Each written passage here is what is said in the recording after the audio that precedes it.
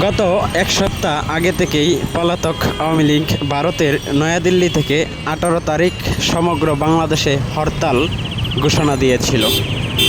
অনলাইনে এ নিয়ে ব্যাপক প্রচারণাও চালিয়েছিল পলাতক আওয়ামী লীগ ও নিষিদ্ধ সংগঠন ছাত্রলীগ, যার ধারাবাহিকতায় গত রাত্রে তথা 17 তারিখ রাত বাংলাদেশের বিভিন্ন অঞ্চলের আনাচে কানাচে জঙ্গলের চিপায় চাপায় আওয়ামী লীগ কর্তৃক ছোট ছোট জটিকা মিছিল করতেও দেখা যায়।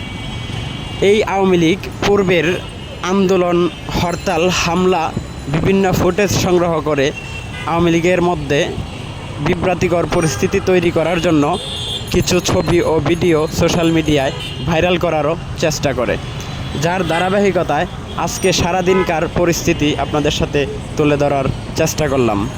পলাতক আওয়ামী লীগ ভারতের নয়াদিল্লি থেকে হরতালের ডাক দিয়ে তারা কেউ মাঠে আসেনি।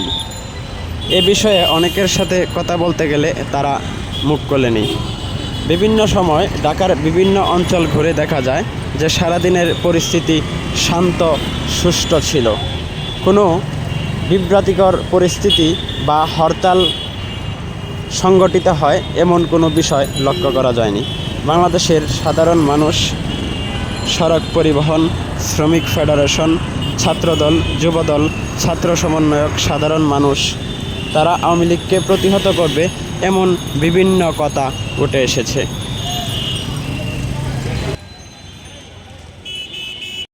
এ থেকে একটি বিষয় স্পষ্ট প্রমাণিত হয় যে বাংলাদেশের মুক্তিকামী বা শান্তিপ্রিয় মানুষ